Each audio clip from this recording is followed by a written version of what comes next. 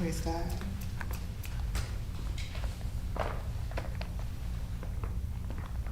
Good afternoon once again. We thank you for joining in on our panel in poetry, the Black Father Kickoff event for Black History Month, provided by Crown. On this morning, we are going to explore the topic of the Black Father. And when we oftentimes discuss the Black Father, oftentimes it is brought up about his absence. And the center of the conversation would often only be around his absence. So today, the negative connotation of the Black Father almost always overshadow the positive characteristics of their being. Why is that?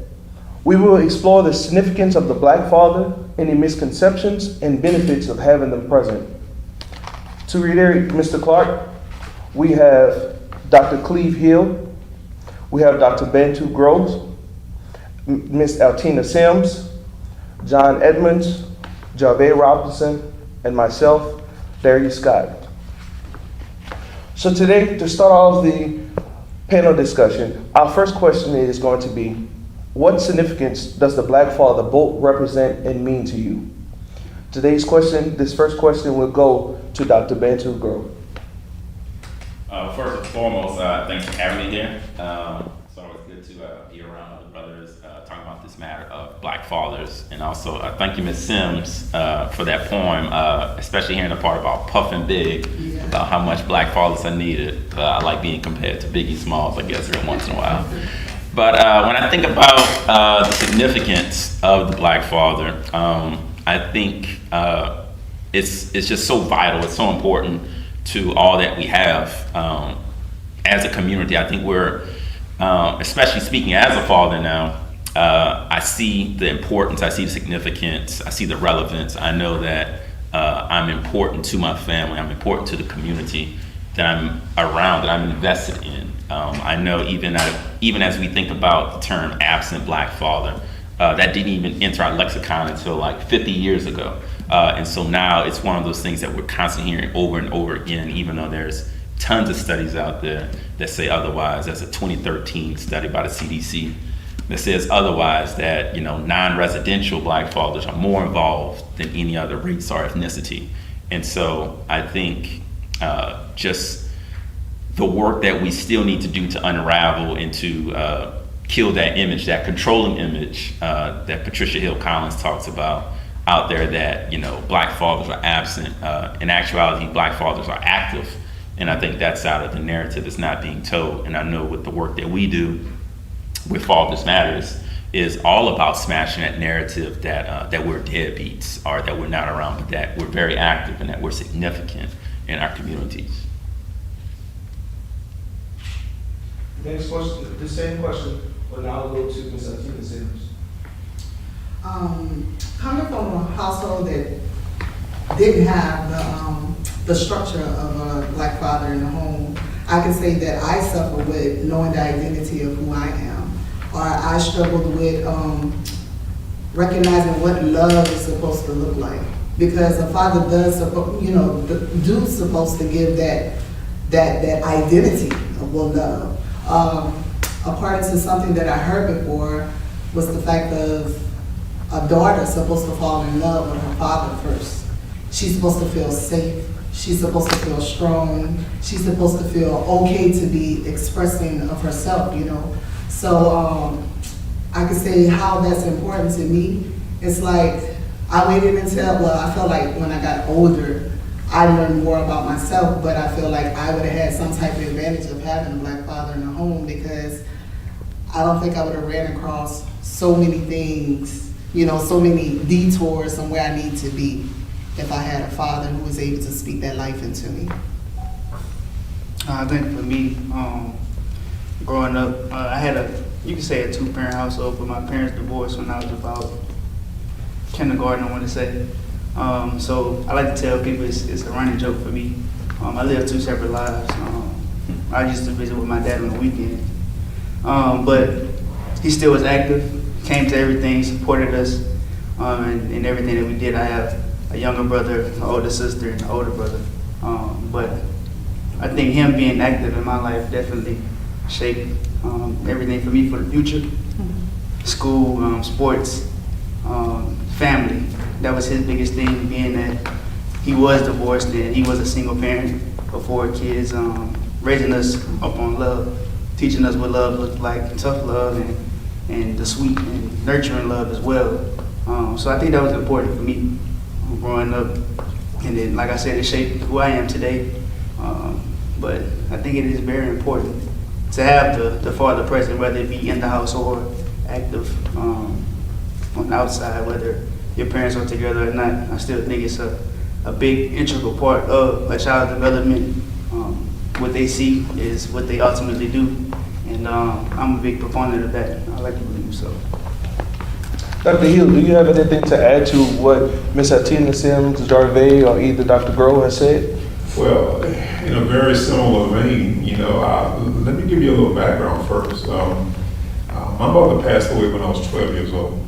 And for the next 2 years, my father was in and out. And of course, at that time, we didn't understand what was going on in his life. I'm sure that, because of his devotion to my mother, he was undergoing some very challenging circumstances in his life. And when he finally began to come around in 1964, I decided to move to Moss Point, Mississippi, and live with an aunt and uncle. And after that, very shortly after that, my father, he moved to Florida. So basically from 1965 until 1971, I didn't see my dad at all. I didn't see him at all. But, the one thing that I attribute to some of the successes that I've had in my life, I attribute it to the black men who were teachers in school. They were the surrogate fathers for me and a lot of other kids. I don't want to diminish the strong women, single women who raised boys and girls and did a great job of doing that. But I have, upon reflection, I look back and I realize that without those black men in my life, most surrogate fathers in my life, then I may not have been able to achieve some of the things that I've achieved. Now, later on in life, I reconnected with my father, and until he died, we had a very, very strong and good family relationship.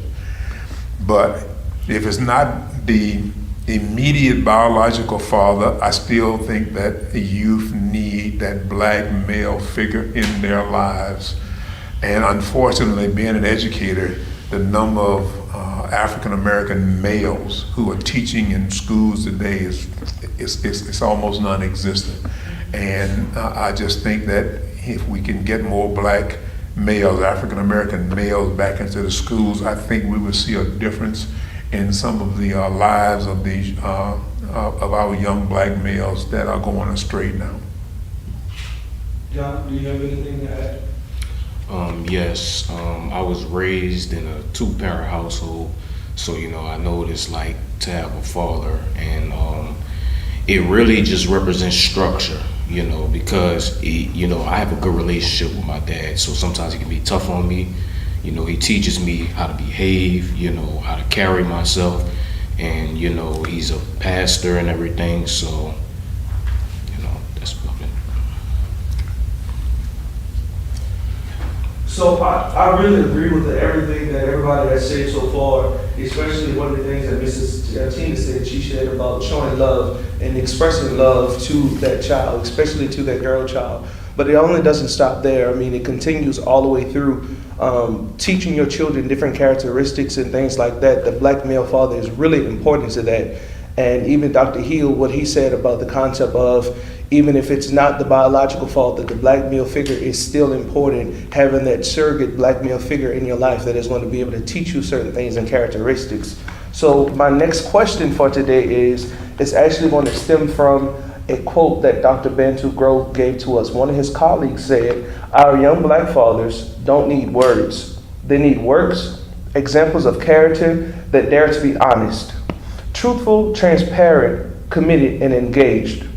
How can we expect our black fathers to meet a certain standard if they are never shown or taught characteristics of a father?" So that question is free game to anybody that wants to answer that right now. Well, I'll go first with that because I think it's important to understand that everything I talked about a few minutes ago, you know, I'm looking around this panel and I guess I'm the senior citizen up here, you know. And you know, the context that I was talking about took place in the 1960s and early 1970s, you know. And I know a lot of the dynamics of child rearing has changed dramatically over the years. So I don't want to speak out of character when I say that, you know, I think the challenges of being a black father that is engaged with their children today is a lot greater challenge than it was when I was growing up in a rural community, by the way. And so if I was to try to speak on what is going on in 2021 as far as fatherhood is concerned, and also speak about, you know, fatherhood in an urban area as opposed to a rural area that I grew up in, it just might not, it just might be a little bit offbeat there. So I'll let somebody else weigh in on what's going on in 2021 as opposed to the 1960s. Yeah, I'll jump in there. I think even as you were talking about, I think during your era, the 60s and whatnot, I think about masculinity. Like, I think it was a whole lot different back then for black dads to really be nurturing their kids. I think now, present day, it's a little bit more acceptable for dads to be engaged in their kids' life. I was actually watching an Instagram video last night of a dad actually doing his daughter's hair. He was doing it really good. I'm not going to try to attempt that, but I think more fathers are stepping into some of these roles that will be considered feminine in some ways. I know, even as I mentioned earlier about that CDC report, you know, black fathers are more engaged in bathing the kid, diapering the kid, reading to their children. So their involvement, from my vantage point, seems to have increased over the past, 4 decades, or 6 decades since back then. So I think the engagement is just a whole lot different. And I think even as we go back to that term masculinity, like that's beginning to shift and change a little bit. I know people talk about toxic masculinity. I don't really believe in toxic masculinity. I think that's just childish behavior by some men portraying to be men. And so I think it looks different now than what it did in previous generations. But I also acknowledge that there are other obstacles that black fathers are facing. There's a lot of systemic issues going on. There's one of my favorite pictures right now. It's a sad picture. I warn you on that. It's a little black boy holding a sign.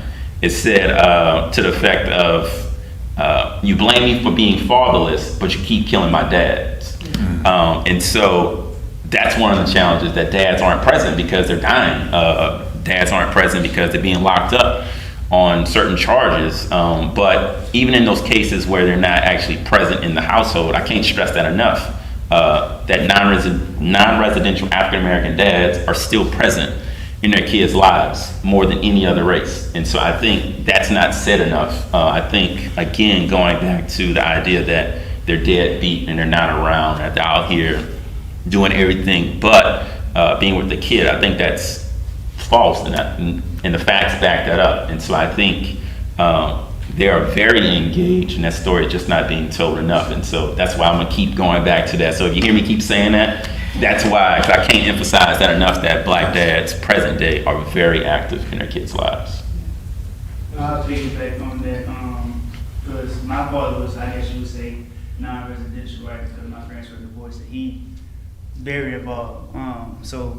But kind of like you said, it's different now than it was then because of more men tending to the more feminine, I guess you could say, acts of services with their children, bathing and doing hair. I witnessed my dad do my sister's hair, so it's like, you know, I seen that. But I think the difference in today's time is that stereotype that had been perpetrated, you know, and that kind of builds a, lack of better words, callous and an image of him not being there. And so, you know, when you don't know better, you don't do better. So I think kind of like what the question was saying, how can they be without an example? I think it takes a village, honestly.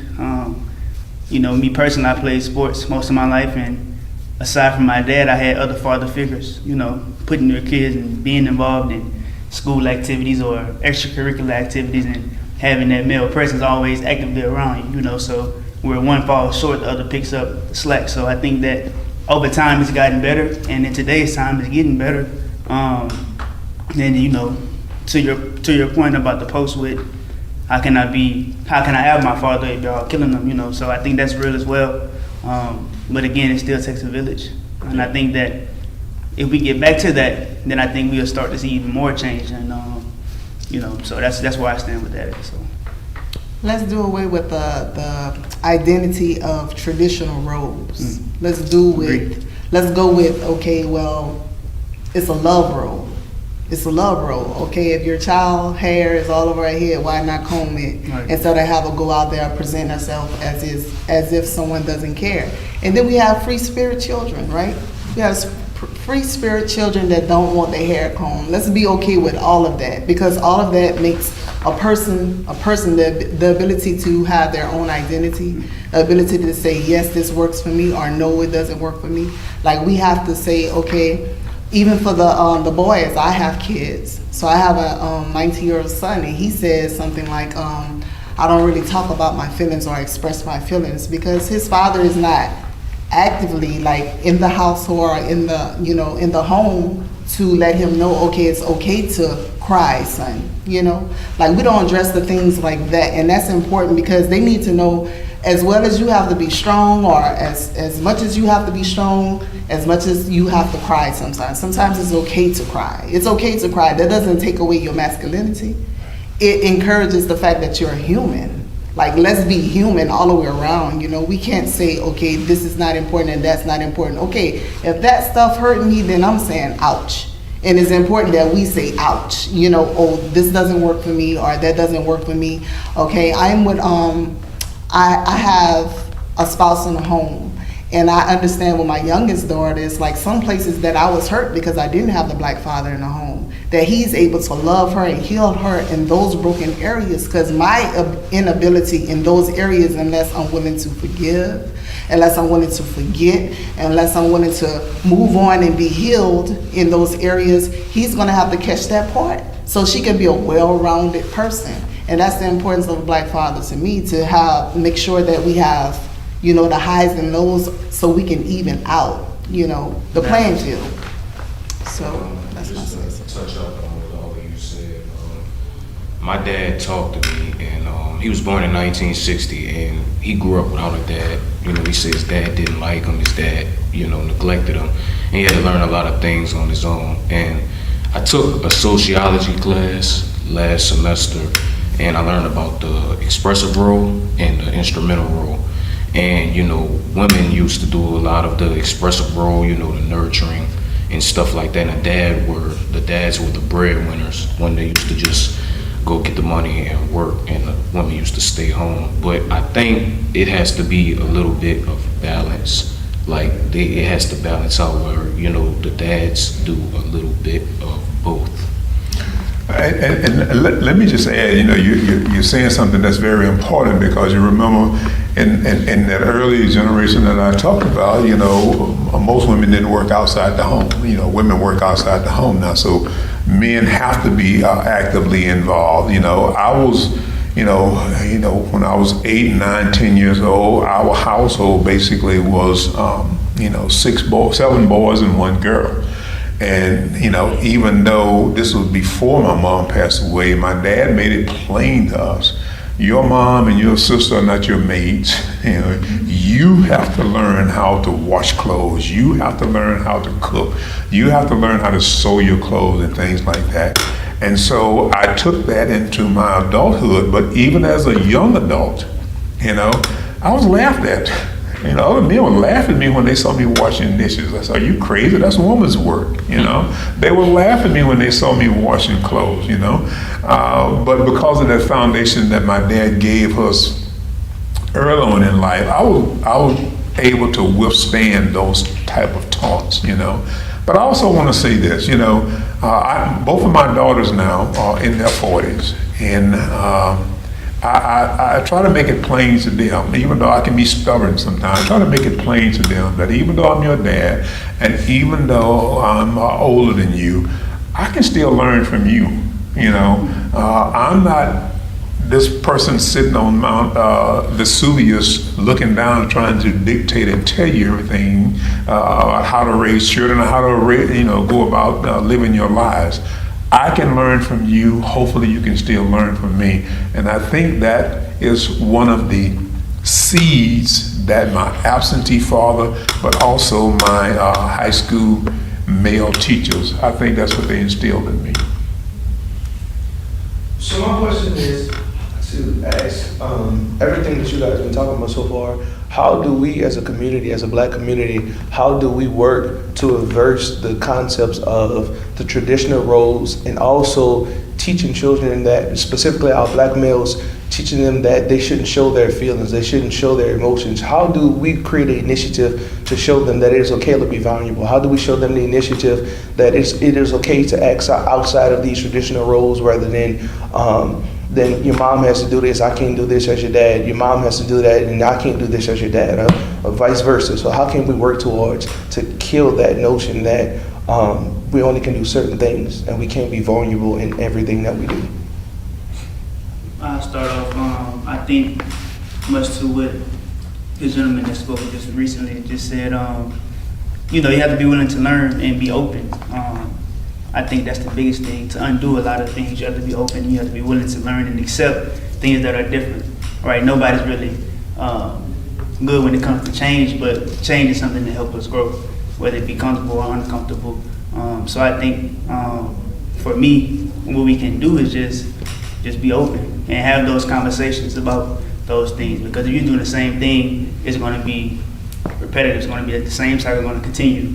So if I grow up and my mom does everything, the feminine things, so to speak, I don't, like you said, the general, let's erase that. I wash my own dishes, I wash my own clothes, cook my food. Like my dad taught me those things as well. So I'm not in agreement with the whole women do this, men do that. That's not that. So it starts at home, right? But as a community, as a people, we just have to have those conversations with our children, with our family. And I think the older generation, our grandmothers, great-grandmothers, grandfathers, great-grandfathers, they grew up different than us. And, my dad always tells me, the things that I do that work, but you don't like them, don't change what I do, change the way I did it, So I take that into whenever I do have my own family, do the same things that he did, but the times change, So you have to be willing to change with the tide and go with. I'm not saying you have to do everything that society does, but you have to be willing to be open to change things. So having those conversations and having those realizations that things are not the same as it once was, the old guard, so to speak. Just be willing to change that. Yeah, and I'll even add validating black dads and their emotions. A real good friend of mine consistently comes to me about some of his ups and downs with fatherhood, about times when he felt like he missed the mark, like, shouldn't have said that to my son, shouldn't have said that to my daughter.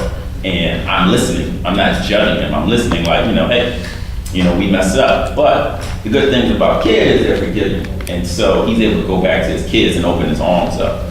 And so I think by me being able to listen to him about some of those challenges he has, and then reciprocate it back to him to let him know that, hey, I'm going through the same thing too. I felt this way about my child today. And so he can hear like, okay, wow, this is normal. Like I'm feeling the same thing you're feeling. So we're validating one another. And then it's one of those where it's like, now it's like the ball is moving. So now I go to somebody else, talk to another dad about the challenges he may be facing with his child. And they're able to just talk about it in a free space. And they feel validated, in instances where it's like, okay, like you're way off base, like we'll bring you back in. But I think the most important thing is to validate those feelings, those emotions, because like I was saying, these kids don't come with manuals.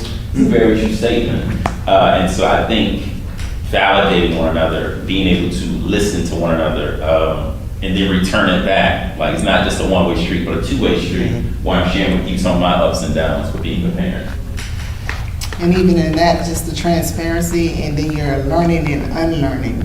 and you're setting the dialogue for you and that, you know, that child. So if you set a tone like that, then he's gonna know how to address the world when he goes out, like, okay, if I made a mistake, let me go back and correct it, instead of having a haughty spirit of saying, oh, I got everything right. Because we want so bad in this generation to be perfect. You know, we walk around as if, okay, we can just drop bombs and it's gonna be okay. No, you drop the bomb, bro. Like, pick it up. Let's pick it up or clean it up or whatever we need to do, you know. So it's good to have the dialogue. So my thing is unlearn and relearn, learn again. So. And I would also add, you know, y'all forgive me because a lot of times when I answer a question, I have to start off with a story. It's okay. And so I'll give you a quick story. You know, one morning, on Saturday morning, I was in Walmart getting my oil changed, and somebody called my name from way across the floor. And this young man was approaching me, and he said, you know, and Coach Hill, because I used to coach when I was in junior high school, he said, you remember me, don't you? And of course, I lied to him and said, yeah, I remember you, son, you know. But he's now, you don't remember me. But he said, you know, you used to talk to us guys at school about the military service, and you used to talk to us guys at school about, you know, how to be a good brother, you know, and a good father. And you used to tell us all of these things. And he said, I know we were jerks sometimes. We act like we want to listen to you, but he said, I was listening to you. I was listening to you. And he said, I got to be a sophomore in high school, and I quit school. But it always came back to me what you said. It kept bothering me. So I decided to join the Air Force. I got my GED. I got 2 years of college in the Air Force. And now I retired from the Air Force, and now I work for the Defense Department. I say all of that to say this, that looking at this young man, looking at all of you, if you stay the course, if you be the role model, and let young men see you in that role.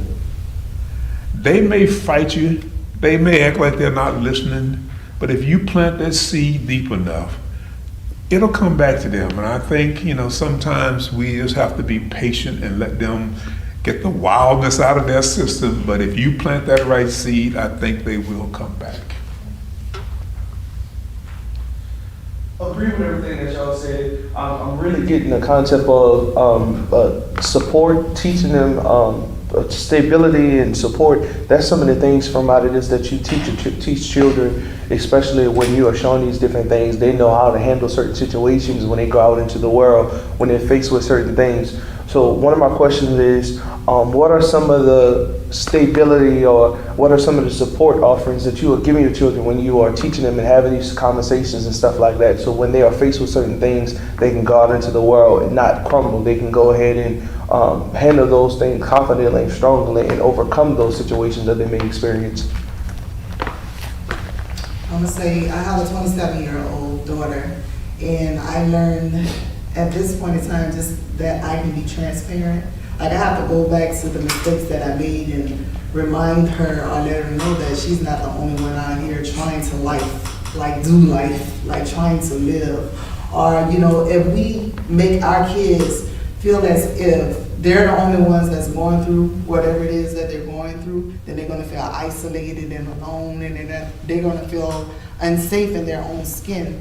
So just the fact of being transparent or sitting in a room and having a discussion, like this is the first time that we can ever come on one accord and say, hey, this is the discussion that we need to have. It's like a lot of people, we perish, according to the word, it says we perish for a lack of knowledge without a vision. So this is the vision. This is the conversation that we got to keep on having behind closed doors, out in the open, because the lack of knowledge that our kids have is we set them up for failure, you know, the less we talk about it. So it's important for us to talk about it. It's important for us to become human in front of them. It's important for us to shed the layers. It's important for us to grow even when it hurts. It's important for us to change our mind, you know, about the things that we were raised up in.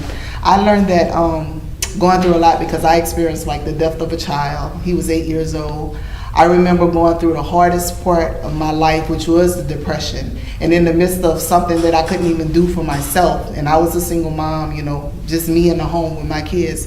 In the midst of me having an inability to give them what they need, when I was in that depression, guess what? That depression raised my kids. And we have to understand that those are signs, like, of the skin of what we go through. We say, okay, if we are angry in the moment, sometimes we might let anger raise our kids. If we are depressed in the moment, sometimes we'll let depression raise our kids. If we are unforgiving, we'll let that raise. And we have to be mindful to not let our issues spill over into them. And we have to re-encourage them, you know, like, baby, you're not forgiving this particular thing. We have to be hard on those issues. And we have to understand that it's a generational thing. Because we look at things like generational pride, right? We have generational pride. Oh, my grandpa, you know, he never needed anything, so I don't need anything. That's not true. That's generational curses that keeps us from going to our next level. So the importance of this conversation and the importance of the conversations we will have,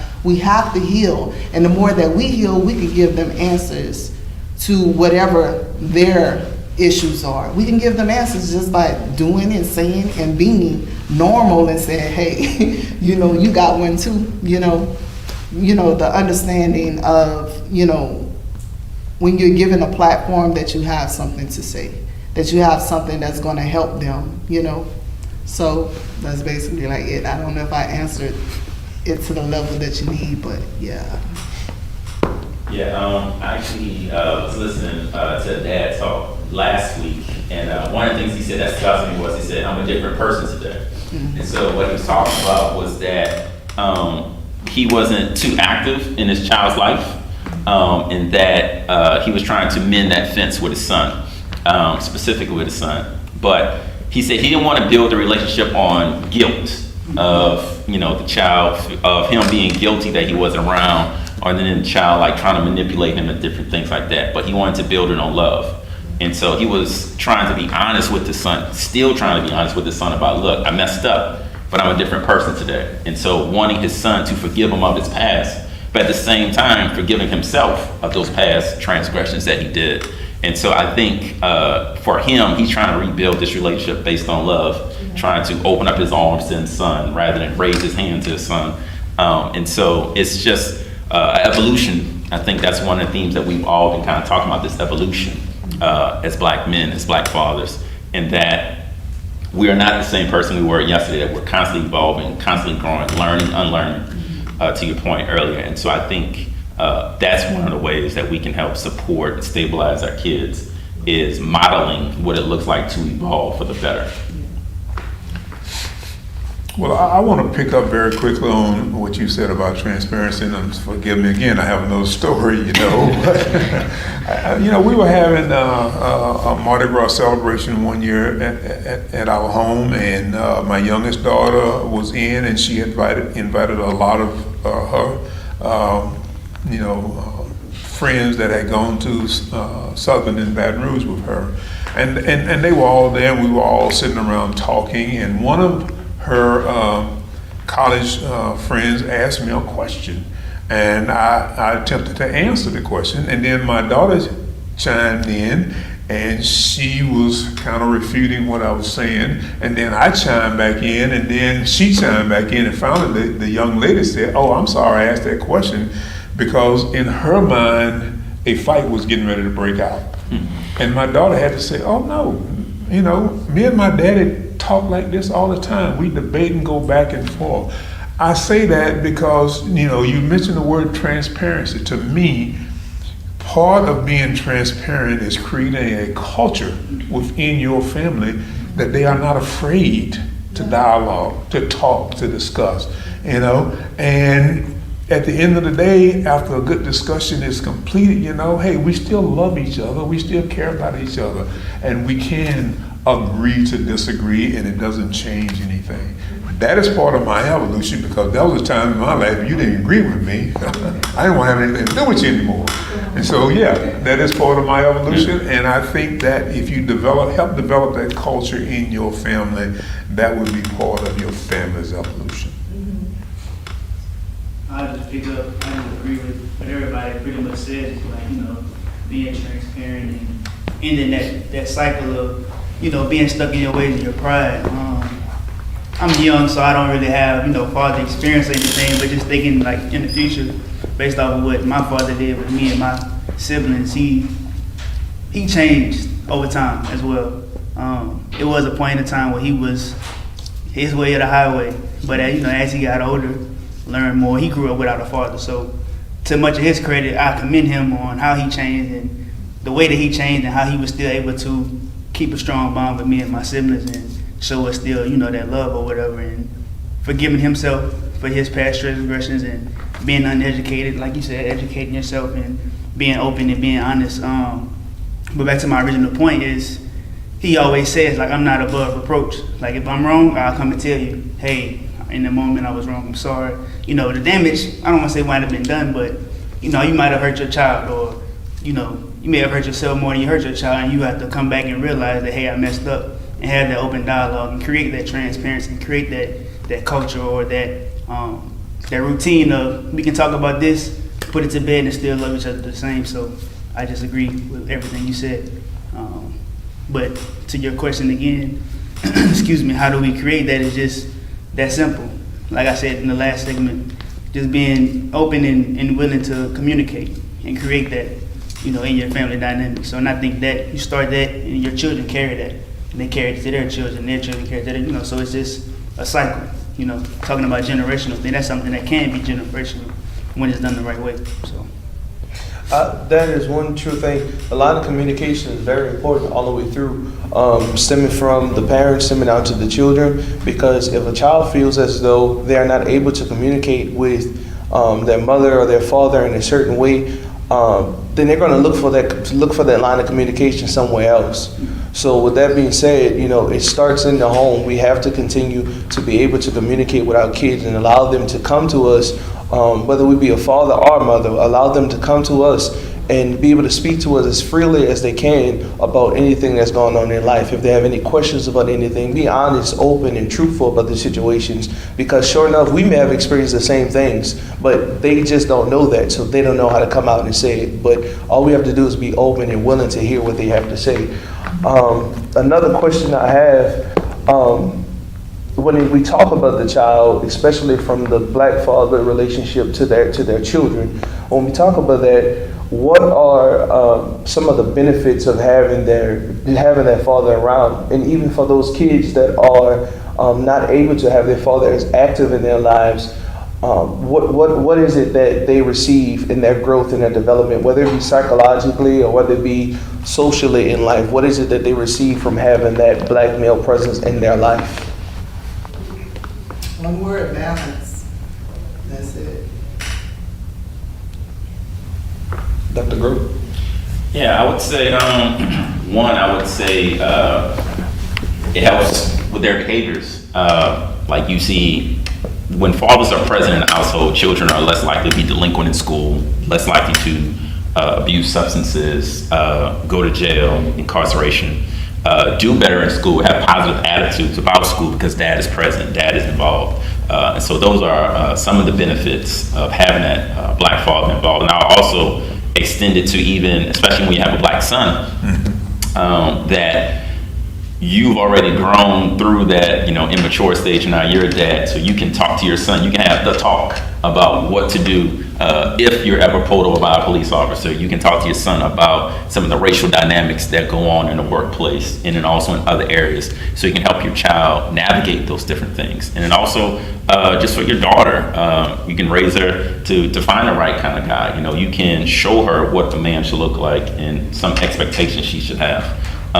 when she is growing and, you know, coming to her own. I think a lot of times women are told to be quiet, but I know for myself, with my daughter, Nia, I do my best. Like, you know, they say she's sassy. She is. But I think my role is to help her harness that, because a lot of times they'll say, you know, women should take a back seat, but instead, like, I'm allowing it to happen, but also like teaching her, like, look, when you get in dialogue with people, like you were mentioning with your daughter, like, you know, there's a way to do it with respect, to where you can get your point across and it's not seem like you're sassy and you're this angry black woman, but instead you're this confident black woman. And so that's one of the things that I'm really trying to learn myself as I'm engaging with my daughter.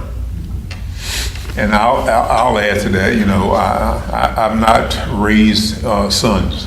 We had 2 daughters, and they are very vocal young women, I must say.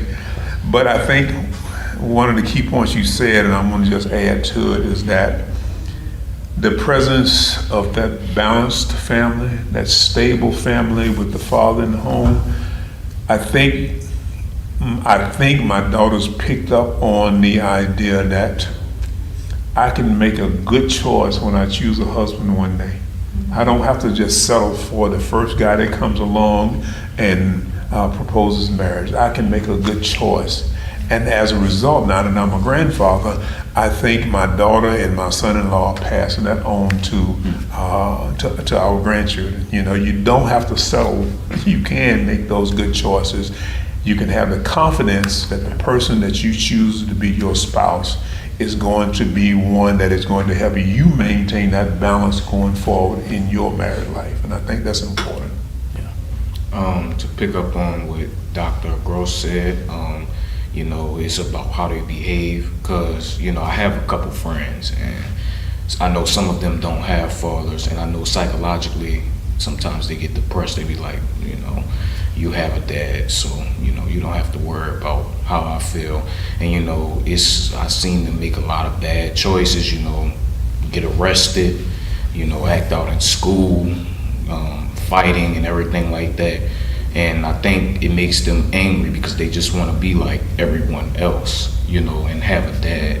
So, Yeah, that's Piggyback on what you said, I think take it back to the original, I think this topic that it was, just having that love and having that love in the household. And, you know, whenever you are battling those feelings or that anger or whatever, you have someone there to keep that balance, to reinforce, you know, how to conduct yourself, how to move.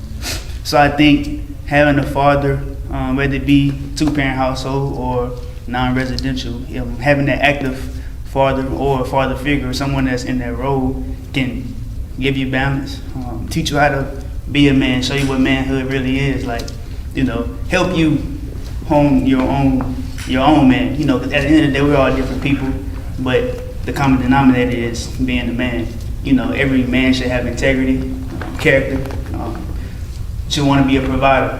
You know, I have a sister, take care of your sister. Like, you know, those things that only a man can teach you. Not saying that a woman can't, because my mom was a strong woman, so she taught me some things, you know. I got to give her credit, very strong. She taught me a lot of things too, but it's certain things that a man has a connection when he has a son. And the same is like with a mother or a daughter, you know. And it's interchangeable, but I think that's dynamic. It's something that can't be, you know, taken away. So I think having a father to teach you that balance, for real, that's something that's big. And just to let you know, I feel no type of way if you say that. Nah, I got you. I feel no type of I way got you. because at the end of the day, it's some things I cannot teach my son. And I do need that structure, you know. I need that structure for him because I want him to be a well-balanced individual when he goes out into the world, you know, so, yeah. Yeah, so I didn't think, like, the whole point of this conversation is to talk about that balance, the importance of the father. But I think there's sometimes we like to proceed the conversation with caution to not diminish women. Right. Yeah. But there's a reason why we're talking about the black father, because we Right. want him present, we want Yeah. him involved, we Yeah. want him engaged, because we know the significance. Yeah. And so the conversation is never to diminish black women or Yeah. whoever the wife is. Yeah. It's never to diminish the woman that's involved in this child's life with this man. Yeah. So another question I have in reference to that same question is, do you believe that sometimes when children are faced with not having their fathers present, that sometimes they try to avoid becoming the person that they don't see, and they fight so hard not to become the father that's not there? They may receive certain things or words from family members or friends about the absence of their father. Somebody may talk negative towards their father, and they grow up thinking, I don't want to be like that, or they grow up thinking, I don't want to look for boyfriend or husband such as that. Do you believe that affects children negative sometime as well? I think so, definitely, because they always say sticks and stones break my bones, but words never hurt. But words really do hurt, especially when you're young and you're impressionable and you're growing and your mind is developing. And you're constantly hearing those things. And you don't have anyone to show you that, hey, that don't listen to that, don't feed into that. So I think that definitely can affect the way a young man grows and grows up and how he is in himself. It probably would affect his confidence, his outlook on life, his point of view, just to name a few things. So I think that is something that's. When I had to assume the role of both, I have to be the person who is stern as well as the mother. It's like it's two different positions, and I don't want to go back to the gender role, but to take on identity. Like I had to throw the football to my son, or I'll be out there playing basketball too, to encourage him in the gift that God given him. So in the process of that, to play both sides, sometimes I had to be hard, or tell him things like man up, as if I knew what a man position was, thinking, okay, well, sometimes you can't cry or whatever, this and that. That's why I say, as I got to the person that I am now, as far as, baby, it's okay to cry. I'm sorry that I told you that, because I also witness people that surround me that feels like, okay, my role is just to run around and protect. No, your role is to be both, to be not feminine, but to show your emotions as well as, the protecting thing. Because if we say protect, you have people to run around here, okay, well, to fix the issue, I just got to beat somebody up. That's not going to work. It's not beat up every issue that presents itself. It's find a solution to every issue that presents itself, So with that being said, just still continuously pressing on the balance thing. Like that part is very, very important, because it's going to have highs and lows in life. You're going to be rejected. Doesn't mean that you don't have to walk through the door anymore, And our kids, sometimes I feel my kids sometimes resent me because I have to be both. do have to play both roles. But I understand how important it is to have that, because some things I just can't say. I can say, son, there's things out there in the world that you don't want to get into, but I can, but he might not feel comfortable with being as honest and transparent to me. So I would hope that we have individuals like you that would be able to stand up for our sons or our daughters to say, baby, you ain't got to do that. You don't have to go out in the streets like that to get the attention. Imagine, okay, you don't tell a girl, okay, so what I teach her is the emotional side, the woman side. I teach her, okay, this is what it's like to be a woman. But what you teach her is, you don't have to work that hard, baby, in order to get the man who is for you. So still in the realm of balance, but at the same time to make sure that, she gets to hear both sides, because they work harder. They out there, they feel like they have to show off their body in order to get someone. The truth is, girl, you good all by yourself. You can walk out there with the little Jiffy popcorn cap on your head and, they're still going to love you, because a person who genuinely loves you don't care what you look like. I remember, let me just give this little small story. I remember when I had my last daughter, Mercy, and I couldn't do a thing for myself. I had to get a C-section, which was up and down. I couldn't even bathe myself. And I had to wait until my spouse was with me to come and wash me. It was the most, I felt like the most vulnerable moment, the most, I felt like it belittled me. I felt so like, I don't know, just unsafe, because I always had to take care of me, So I felt so unsafe in that moment, but in that I learned that sometimes I do need help. Sometimes I can't do everything by myself. And I had to be okay with that part, So that's my little story. I remember somebody said, very quickly one time that, when I was a young man, my parents were the dumbest people in the world. And as I got a little bit older and started to grow up, they became smarter and smarter, okay? I say that, as a two-parent family or as a non-residential parent, we have to be on the same accord, both parents. We have to stay the course. We have to be consistent in what we say and do with our children. And even though they are rebellious, sometimes I think it's part of our jobs as young people to be rebellious. But even though they're rebellious, if we stay the course as time goes on, they're gonna fall in line. They're gonna be okay, okay? But we can't be wishy-washy. We can't be inconsistent with them. We just have to do what we're supposed to do as parents. Eventually, they will come around and they will be productive as parents themselves. Yeah, even as we talk about this, I'm reminded of a story. I'm not a storyteller like you, but a friend of mine, we were actually talking about, he was into biology, so he was saying like, we all have like 23 strands of like DNA. I got a D in biology, so correct me if I'm wrong. But, and he was saying that when a parent is missing, and we're talking about the black dads, when the dad is missing, half the story isn't being told. So you got 12 and a half chromosomes that don't know what they're supposed to be doing. They don't have any type of communication. So we just kind of went down this whole rabbit trail about how, there's a whole side of you that you have no idea about, no recollection about. And you're just spending the majority of your life just trying to figure out, like, what is this? Why do I think this way? Why do I have this limp when I walk? And it's like, oh, your old man used to walk like that. It's like, who is this guy? And you're constantly searching, trying to figure out who this guy is. And so I think, to your point of the origination of this question was like, it's just a part of the story that's missing. And so for a lot of children that grow up with like, what is the other half of my story? And I know we see it now with, everyone trying to do the DNA swabs now, trying to find out, am I, 25% Nigerian, can I get this scholarship for college because I got some, Cherokee in me or something like that. So I think there is this constant search for your ancestry.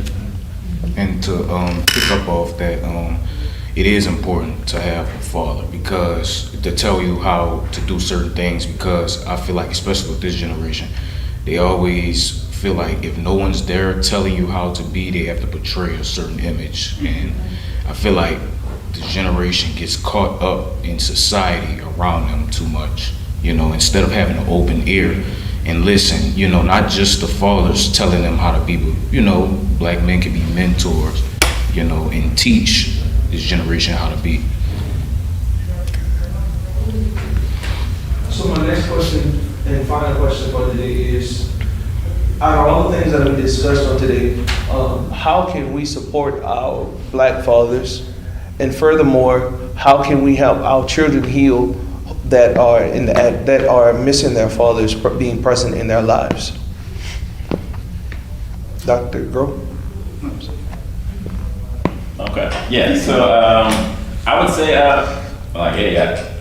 what we're doing with Fathers Matter is we provide a space. We provide a space where dads come on Thursdays and we talk it out.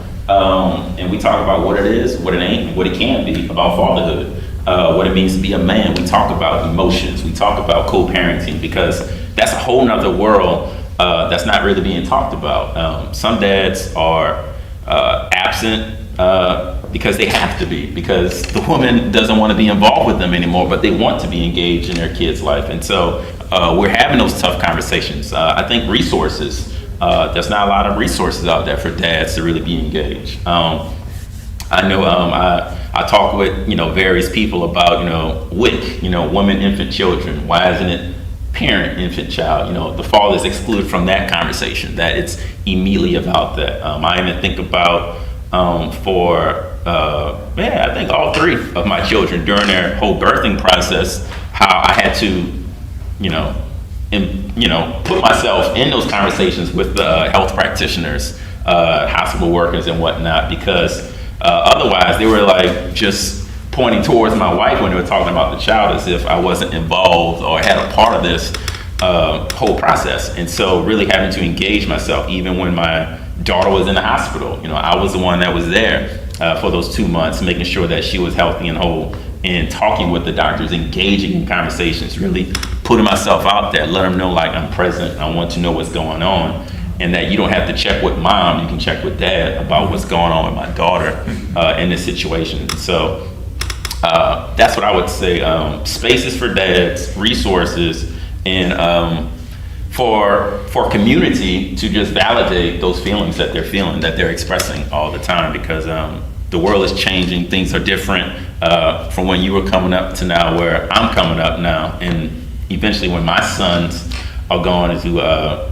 become men and probably fathers as well, like things are always evolving, and so we need to put things in place now to help them when they do evolve. Well, I'll just add to what I said earlier. First and foremost, we have to be role models. We have to model the behavior we want our children to become.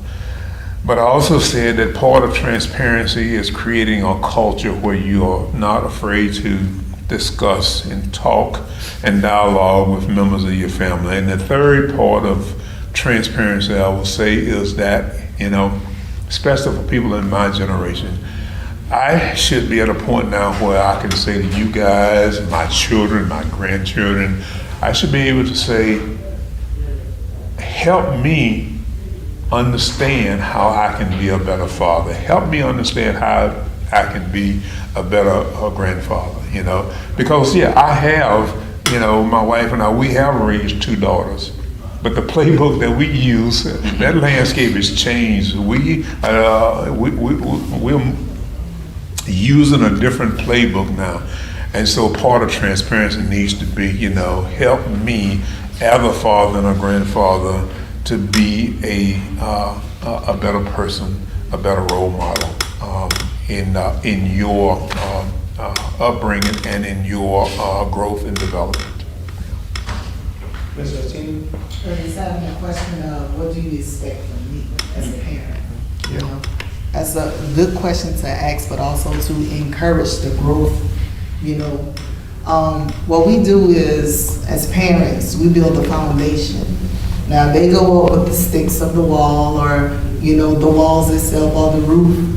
It's still a decision if they get to keep the roof or the sticks or the walls. It's their decision, but as long as we give them the foundation, It can't be about pride, it can't be about ego, it can't be about anything selfish. Because when you get the child, it's a selfless act. It's a selfless get up bottle. It's a selfless change diaper. You can be selfish in that moment, end up with a diaper rash, or child just screaming because they're hungry. It's a selfless act. And even in this conversation, it's a selfless act to come together and share how you feel. So now we're giving our selflessness to the world or whoever may be watching. We're giving that to them, and it still can be used as an example, and it's still a foundation that we laid, so they can decide what they want to build on. So I'd like to add to that, and just in agreement with Dr. Groh, is giving the space, the platform, and to be able to build that foundation and just have those conversations. I think what you guys do is excellent. I wish that it was more, I don't want to say broadcast, I think it was more available, and it goes to your point about resources. So having those resources and having that space to be able to come together as men, and talk about other things, just sports and whatever, men are into, talk about real life issues and, perpetrating that and passing it down, So I think being open and being honest and being able to have those dialogue and that communication, and that just create a better environment for the black male and the black father, more specifically. So to wrap up everything that we discussed today, one of the major points that I realized so far that is very important to this conversation is that we, as black fathers specifically, we must create an atmosphere to where we can be transparent, we can be vulnerable with our children, and by creating that space, our children can also learn what it is to be vulnerable, what it is to be transparent in their situations. So when they experience certain things out in life, they'll be able to come to us and talk to us, and they'll be able to confide in us and get that advice that they seek the most. Another thing that I've learned from this conversation is balance. There must be an atmosphere of balance in our households, or whether it's a non-traditional home. All children must have balance, because without that balance, they may never know how to handle situations in life. Another thing is we must also create a space for our black fathers where they can go out and they can be vulnerable amongst each other and learn from each other different situations that they've experienced in their fatherhood experiences. They must be able to learn from each other, and as they learn from each other and support each other, they'll be able to take some of those same things that they've learned from each other and bring that back into their homes. So the atmosphere in that space is very important in our lives. So we must always remember to allow children to be able to communicate with us. We must always remember to always let people know that it's okay to be vulnerable, because it's through your vulnerability that you may be able to find your healing. So that's it, all we have for you today. To close out on today, we're going to have Jarvay Robinson present a poem to us. Before I go, I just want to say thank y'all for being here, everybody. I appreciate everybody's viewpoint, and especially having you being on and bringing a different dynamic to it. I think we all learn from each other. Me learning from, I guess y'all can call y'all my elders or whatever, but Dr. Clark, thank you for the platform opportunity to be able to speak from a young male's perspective and let us all come together. And I hope that this is something that continues, not just here, but across the world. So without further ado,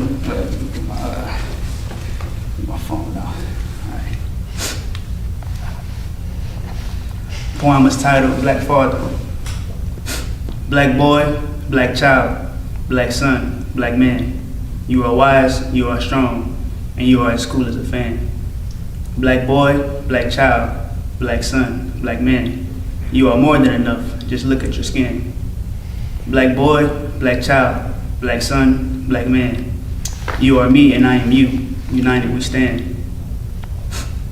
Black boy, black child, black son, black man.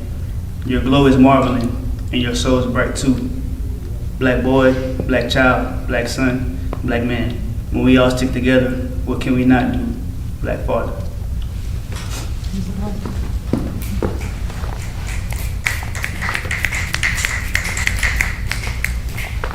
At this time, I would like to once again thank Ms. Atiana Sims for being with us on today.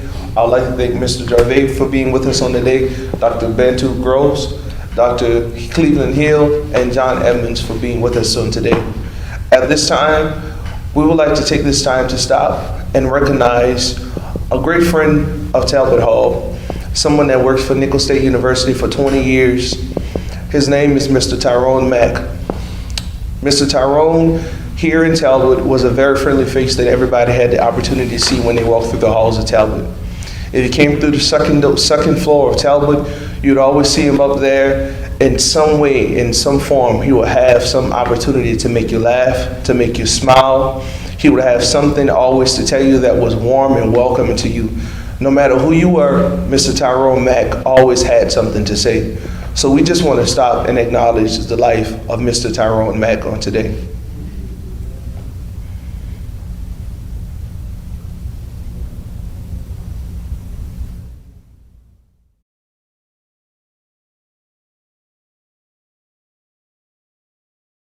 Mr. Tyrone Mack, fly high.